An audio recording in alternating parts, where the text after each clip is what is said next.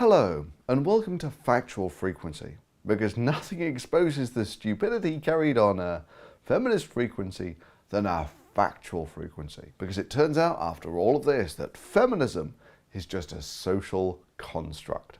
So revolutionary philosopher and gyno thinker Anita Sarkeesian recently made this amazing feminist breakthrough that merely playing games and using other interactive media teaches people how they interact with other people in the real world.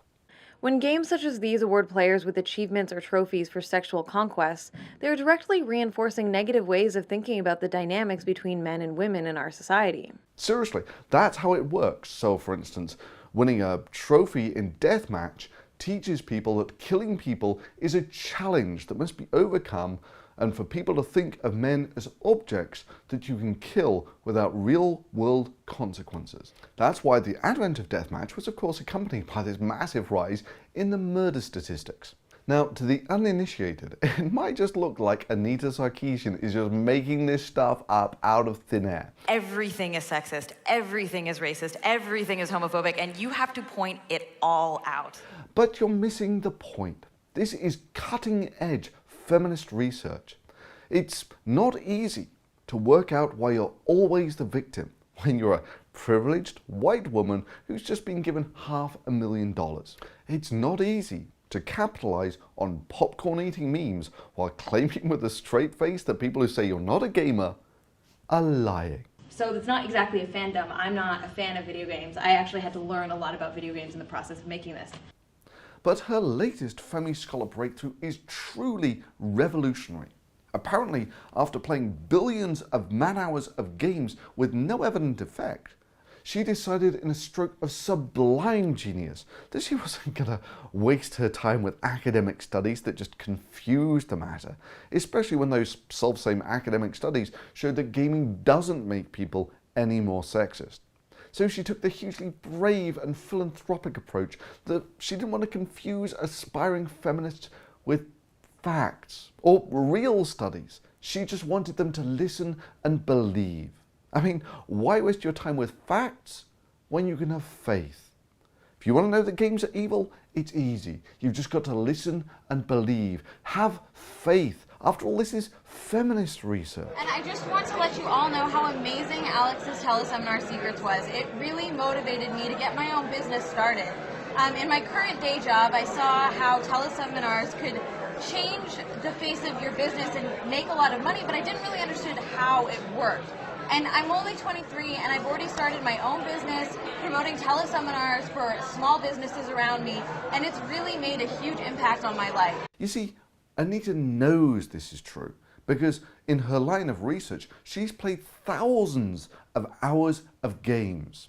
Sick, violent, misogynistic games. And as feminist studies have shown, that makes you more sexist, right? I mean, we've all seen it with our own eyes how Anita Sarkeesian, after playing these sexist computer games, has been transformed into a misogynistic monster who laughs maniacally as she guns down sexualized women in cold blood. Now, she might say, but games don't affect me. They don't make me any more sexist. To which I reply, no, Anita, that means that you're the most sexist of all. Remember, feminist research. Paradoxically, and somewhat ironically, those who most strongly believe that media is just harmless entertainment are also the ones most likely to uncritically internalize harmful media messages. In short, the more you think you cannot be affected, the more likely you are to be affected. But what if what Anita Sarkeesian is saying here was actually true? Well, we recently acquired this tape. The content is shocking. The names have been changed to protect the innocent. Prepare yourselves. So a couple of years ago, I was starting making this video series about how damaging video games are to society. So I started playing these games, and I just didn't know what I was going to... Oh my God, is your cameraman a woman? Get in the kitchen and make me a sandwich before I sleep with you to regain my health and run you over with a car to get my money back, bitch. After this, the recording is too graphic for broadcast. Mystery source admitted playing the game Hitman, a game whose sole purpose is to teach players about the rush that you get from a mix of sexual arousal combined with controlling the bodies of women, and that afterwards their bodies can just be hidden in a totally realistic chest, and that pushing the X button is a great way to get a new disguise. Shortly after that, our source said that she started going to strip clubs, having learned about the male gaze from the reward system in gaming. Even more disturbing was this secret recording made at a local strip club in the locality of the Game Critic, where a 5.5-foot petite-bodied woman appears as a 6-foot-tall, muscular, bald man beating up sexualized women and dragging their bodies around for sexual arousal, and then hiding their bodies in convenient lockers at the strip club. There was also, tied to this, a rapid spate of sexualized women gunned down in cold blood. Police rushed to the scene, but it turns out the police had been playing computer games too, and the bodies evaporated before they got there, so there were no real-world consequences. She also confessed to having attained several trophies for looking up a woman's skirt in a Lollipop Chainsaw. Similarly, in Lollipop Chainsaw, the player can unlock the "I swear, I did it by mistake" achievement for using the game camera to look up Juliet's skirt for an extended period of time, despite her coy efforts to block players from doing so. And she said she could no longer talk to a cheerleader without trying to look up her skirt using silver toenail polish. She also had admitted having an intense desire to cut up the undead with a chainsaw and carry her disembodied boyfriend's head around for company. It's a sad story. Oh, there's something we can try. It's the only chance we have to save you. Juliet? I love you too, baby! The player can unlock the "I swear, I did it by mistake" achievement. There's some stuff I didn't tell you before, okay? I didn't want you to think I was weird. Zombies! Coming to kill us now! I'm a zombie hunter.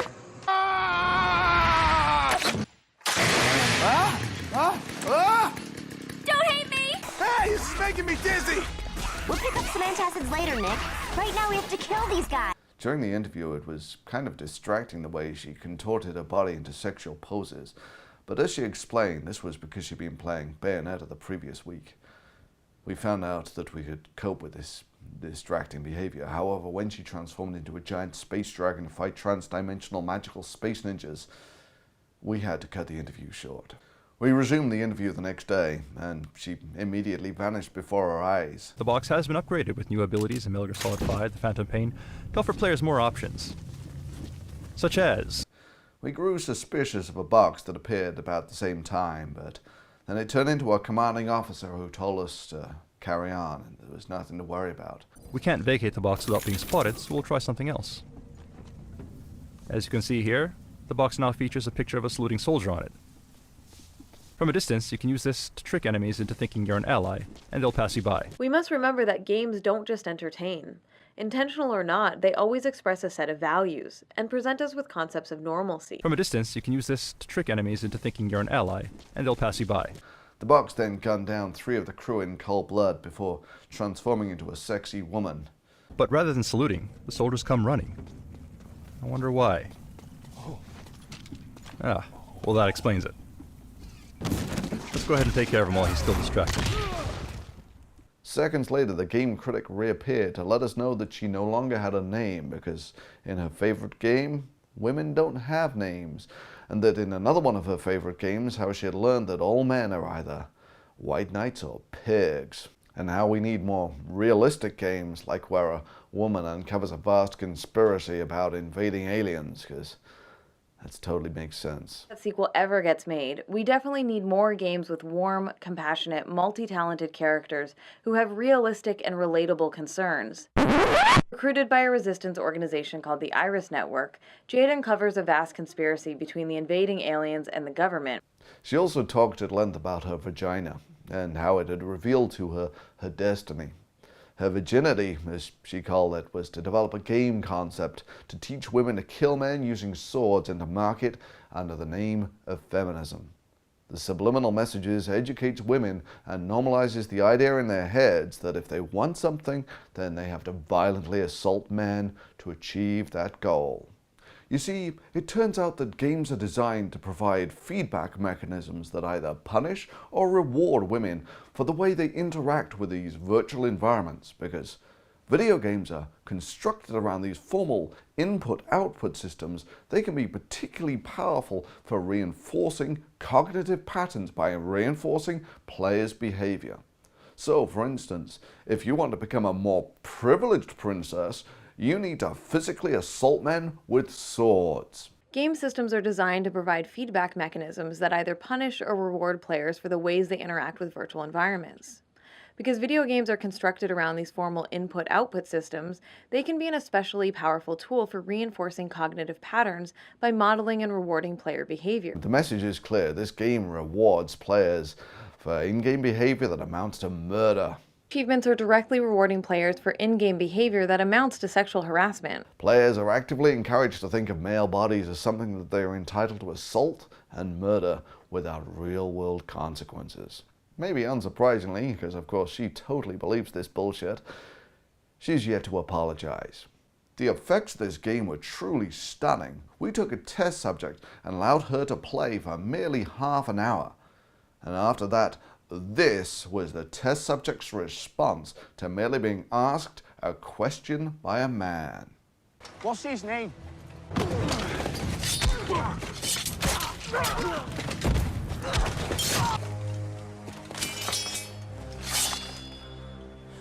Two quick deaths.